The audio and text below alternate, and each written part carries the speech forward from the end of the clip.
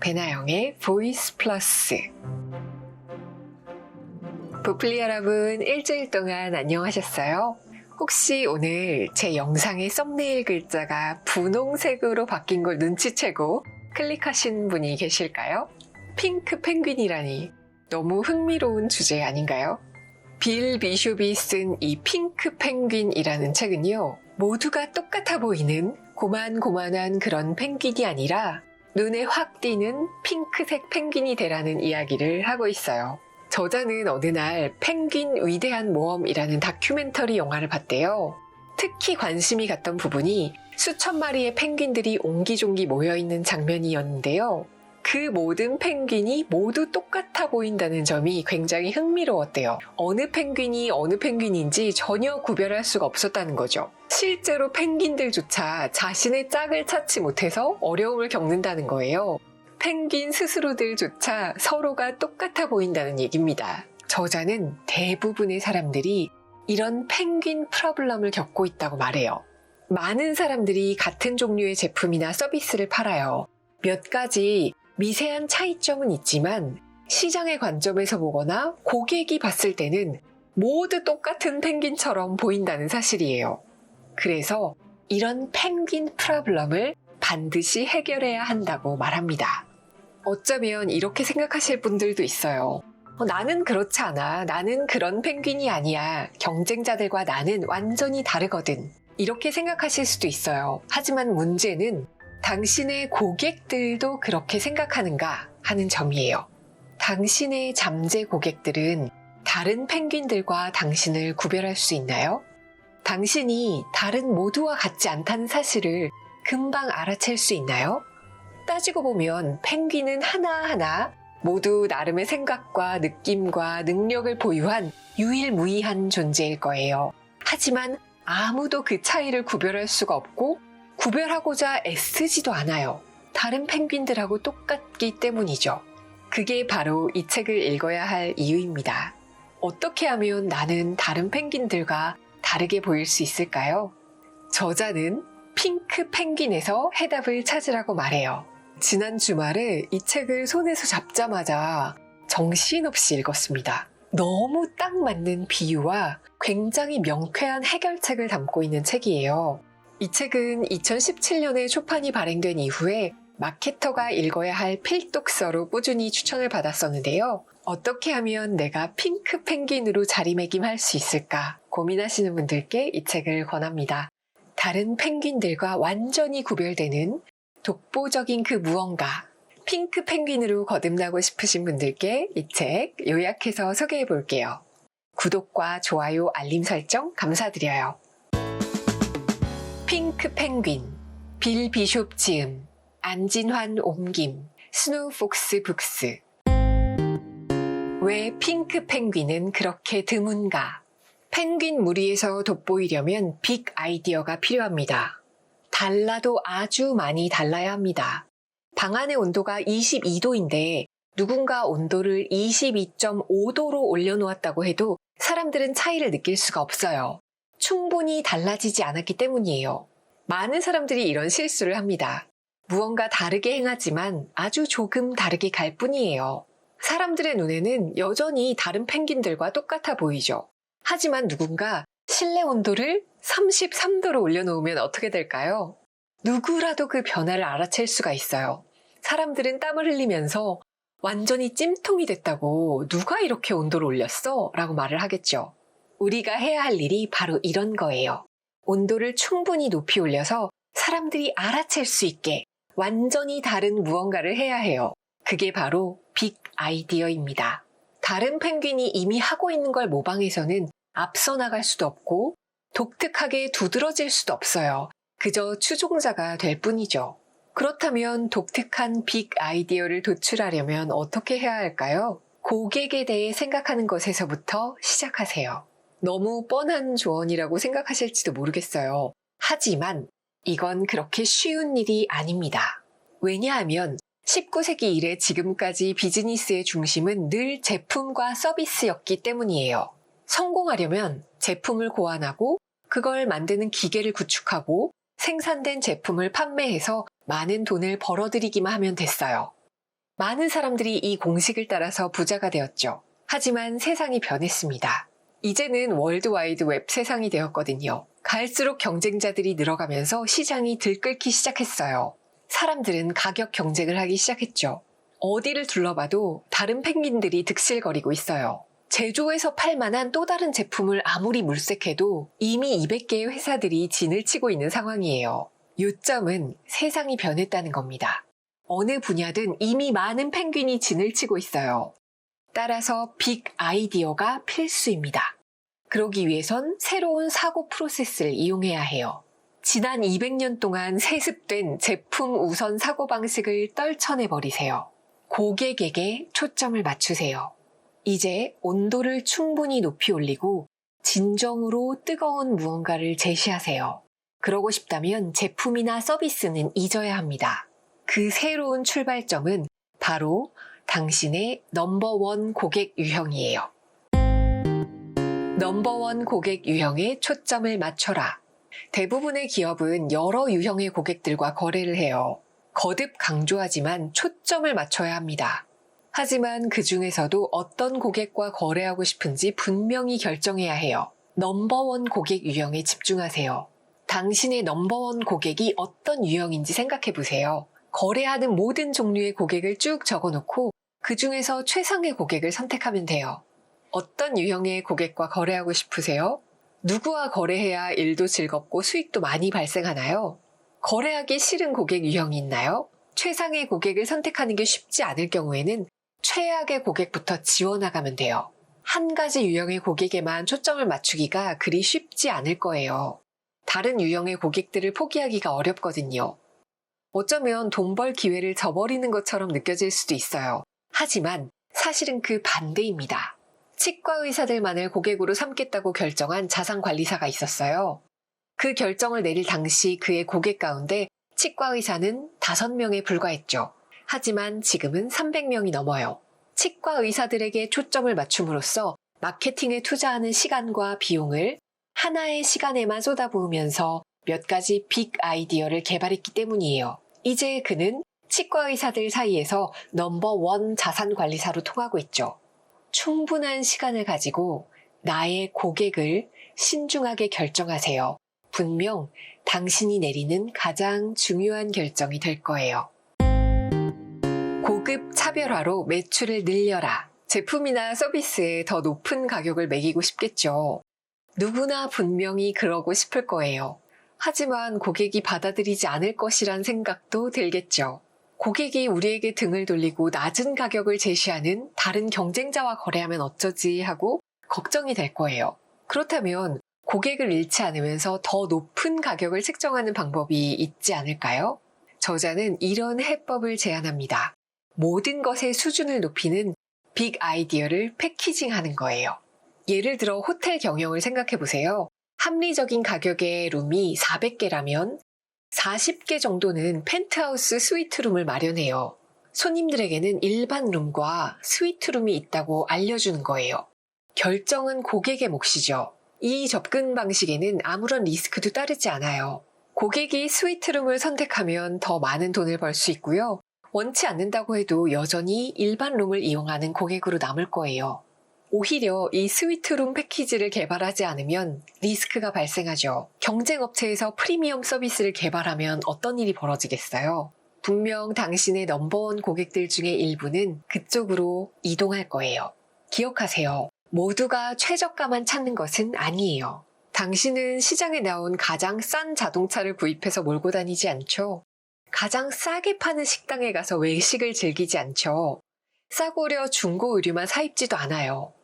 그런데 왜 당신의 고객 모두가 최저가를 원할 거라고 생각하세요? 고객 가운데 상당수가 기꺼이 더 많은 돈을, 때로는 아주 더 많은 돈을 낼 수 있습니다. 더 높은 가격을 부과해서 보다 많은 돈을 버는 전략은 간단합니다. 고급스러운 빅 아이디어를 패키징해서 기존의 제품이나 서비스에 추가하면 돼요. 고객이 스스로 찾아오게 만들어라. 실제로 이 스위트룸 패키지는 사람들 대부분이 이용할 수 있는 게 아니에요. 모두를 위한 서비스나 제품이 아니라는 점을 명확하게 밝힌다면 당신의 잠재 고객은 혹시 내가 그걸 구입하지 못하게 되지 않을까 걱정하게 돼요. 그런 걱정이 당장 그 자리에서 결정을 내리도록 이끌죠. 그리고 그에 맞는 고객의 자아상을 패키징 하세요. 예를 들면 당신의 이상적인 고객은 영리하며 개방적이고 전향적으로 사고하면서 전문가의 조언을 존중하고 높이 평가하는 사람이라고 말하는 거예요. 자, 우리의 새로운 서비스 프로그램은 아무나 이용할 수 있는 게 아닙니다. 오직 영리하며 개방적이고 전향적으로 사고하면서 전문가의 조언을 존중하고 높이 평가하는 고객만을 위한 거예요. 만약에 고객님이 여기에 해당하시면 이 새로운 프로그램에 관심을 가지시겠죠. 사람들은 일단 자신의 자아상을 패키징하고 나면 내가 생각한 자아상이 맞다는 것을 다른 사람들에게 증명하고 싶어 합니다. 아, 나는 그런 사람이지요. 그러니 당신의 새로운 프로그램에 대해서 말해보세요. 난 그게 필요할 것 같아요. 이렇게 응답하게 됩니다. 고객이 진정으로 원하는 것을 주어라. 패키징의 핵심 원칙은 고객이 원하는 최상의 이득을 파악해서 명확히 표현하는 거예요. 예를 들어서 웹사이트 제작 회사를 운영한다고 상상해보세요. 멋진 부가 기능을 골고루 갖춘 놀라운 웹사이트를 만들어서 고객에게 제공할 수가 있어요. 검색 엔진의 최적화까지 갖춰주고요. 당연히 잠재 고객을 만나면 우리 회사는 이런 서비스를 갖추고 있고 이런 수상 내역을 가지고 있어요. 그동안 이렇게 멋진 웹사이트들을 만들었어요 하고 보여줄 수가 있겠죠. 하지만 이런 모든 것은 훌륭한 이득일 뿐 최상의 이득은 아닙니다.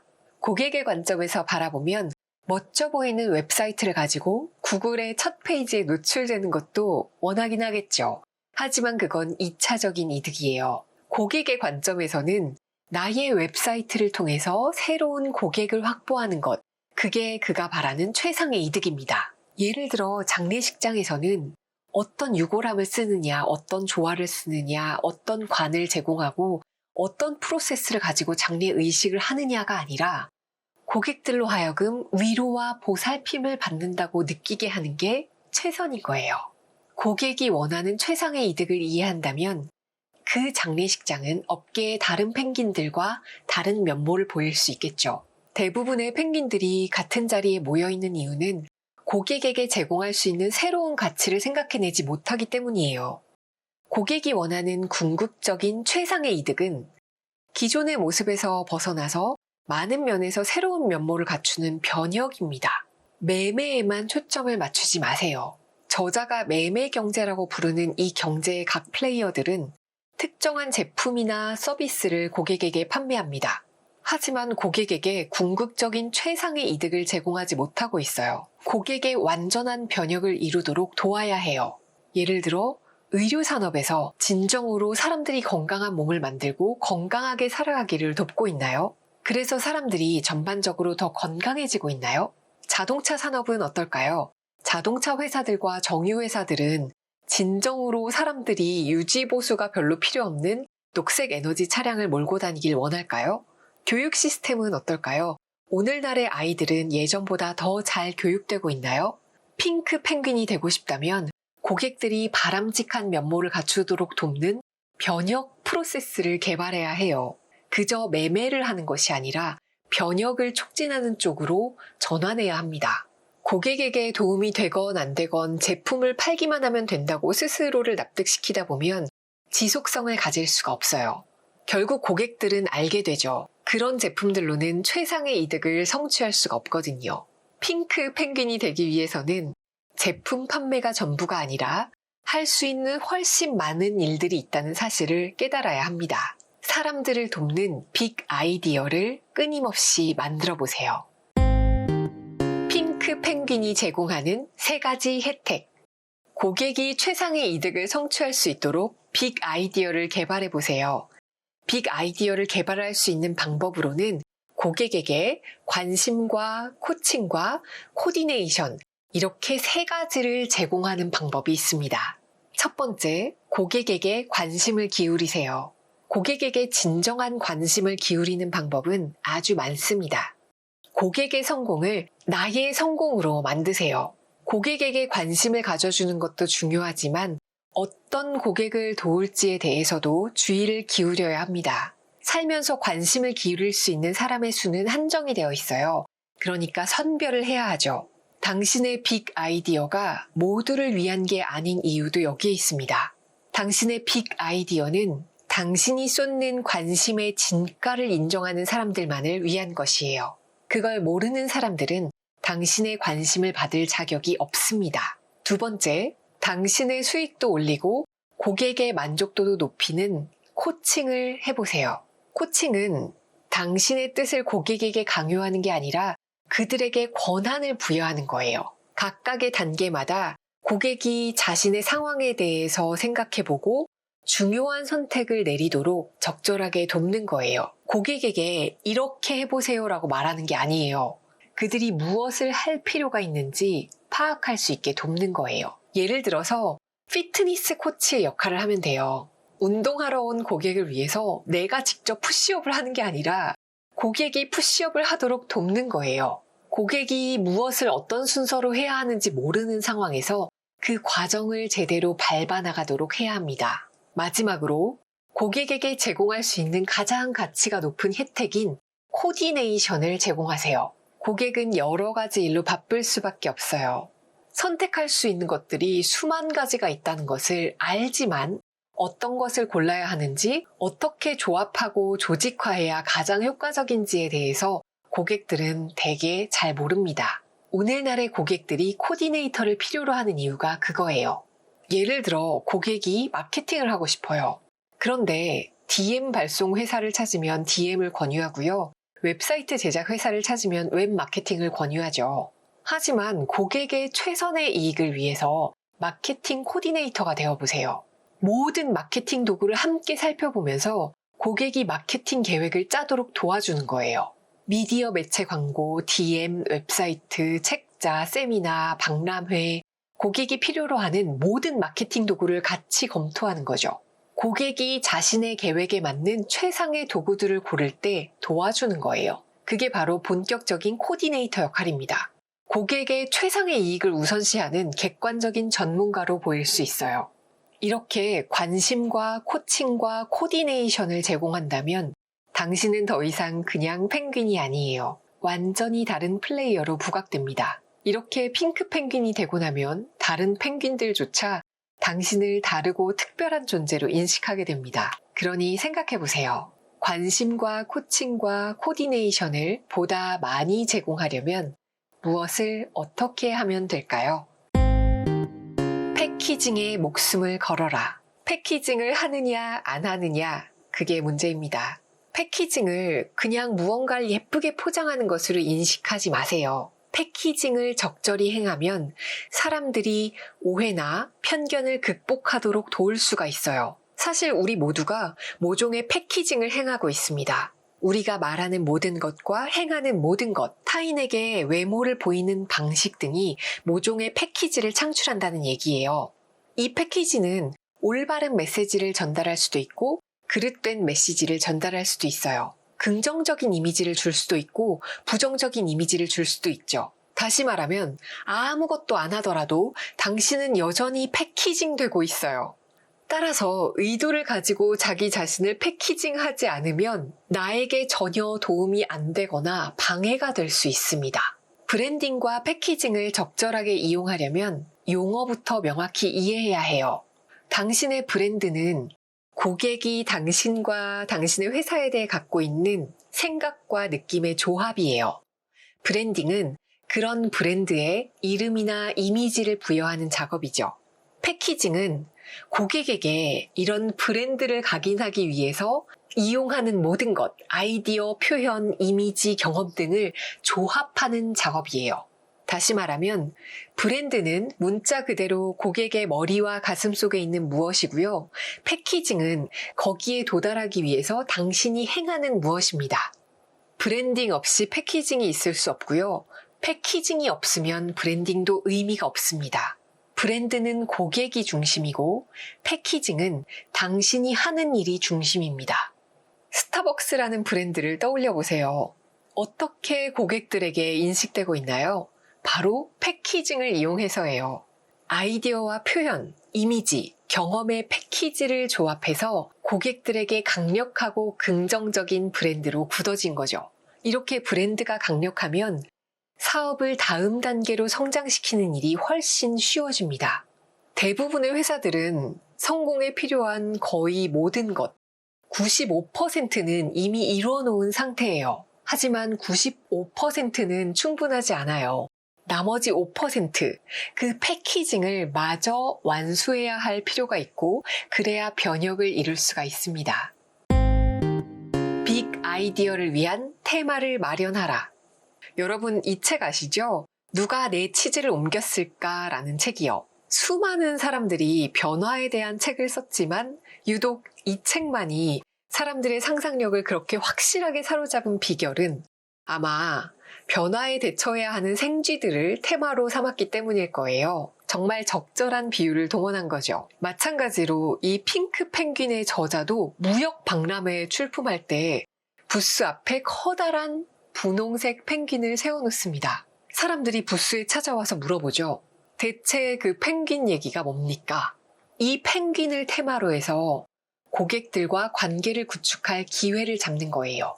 훌륭한 스토리를 가진 테마를 발굴하세요.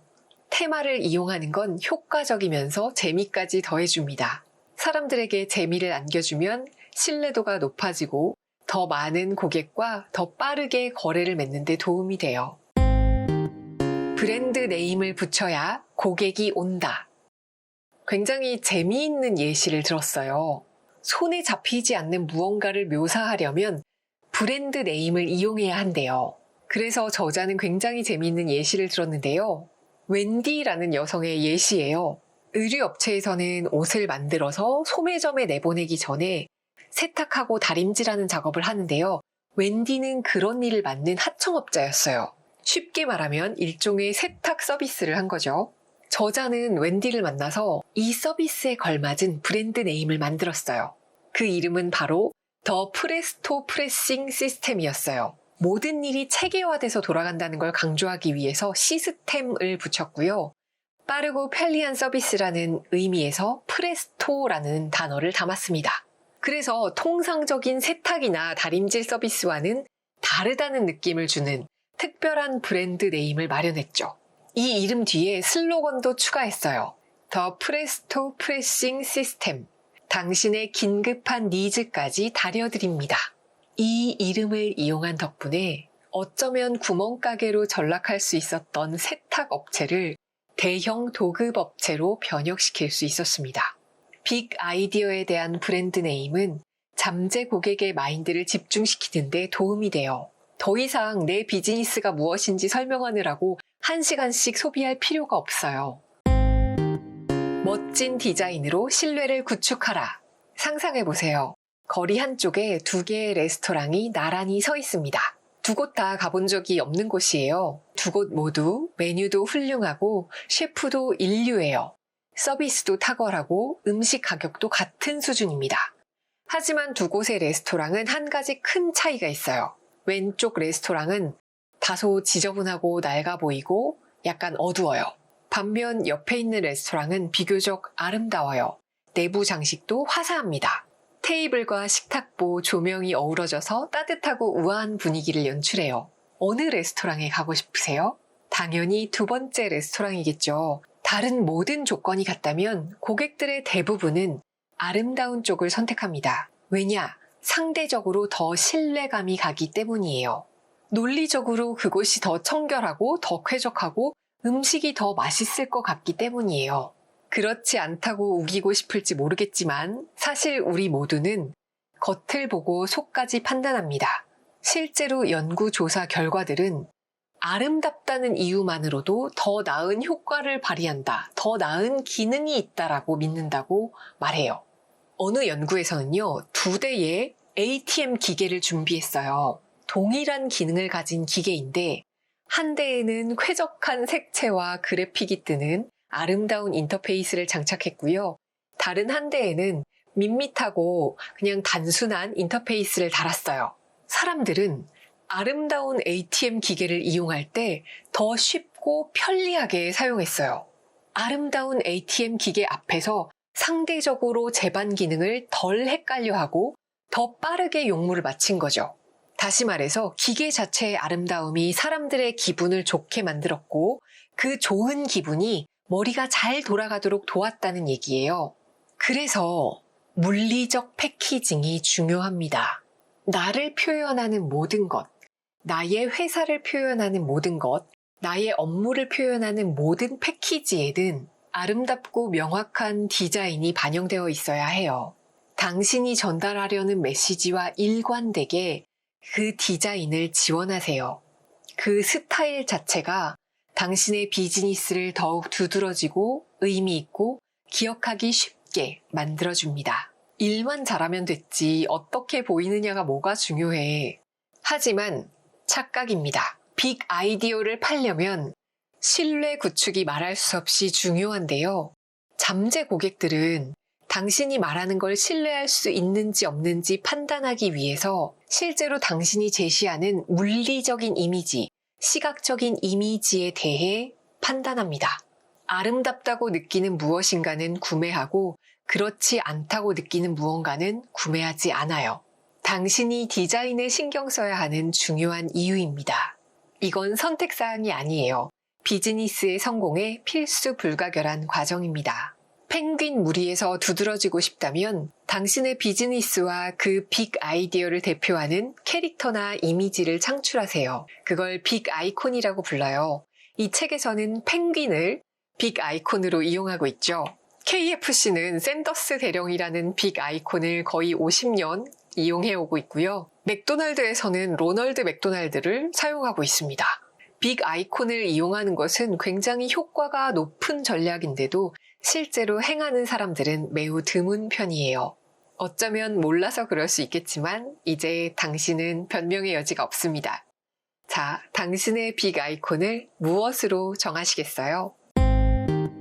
빅 아이디어를 추진하는데 가장 큰 장애물은 다른 펭귄들의 부정적인 반응일 거예요.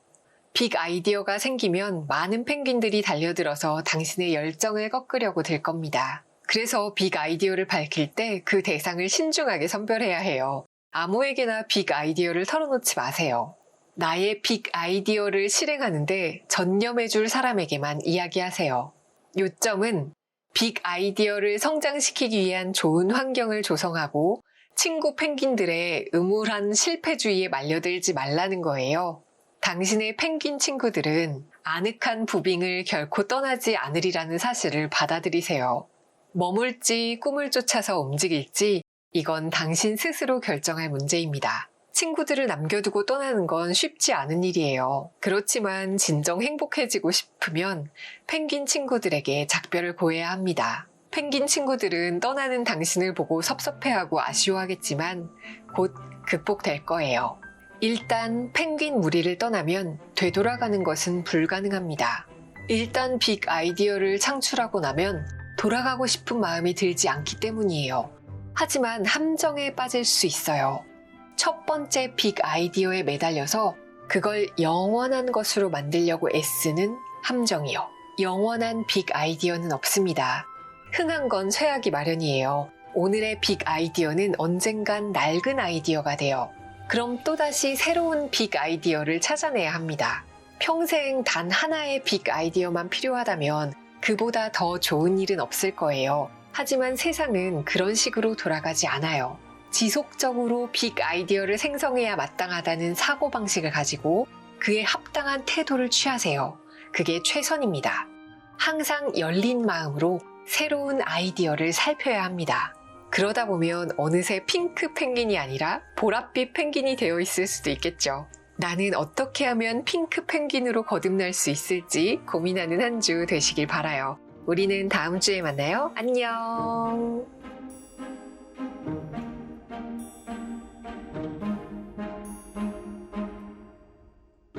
배나영의 보이스 플러스